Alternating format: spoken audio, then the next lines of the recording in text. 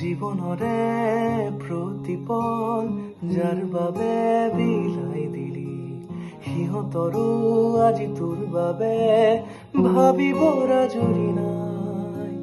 মানুহৰে মনবোৰো তই কিয় নিচিনিলি, ফুলনিৰে কাঁইতকে ফুল বুলি তুলিলি। কাঁইতে যে বাকুহা দুহাতৰে তেজে চাই বেজাৰ কৰি লাভ নাই। নায়ক হব খুজি খলনায়ক কৰি কিনো বিধি সকলো,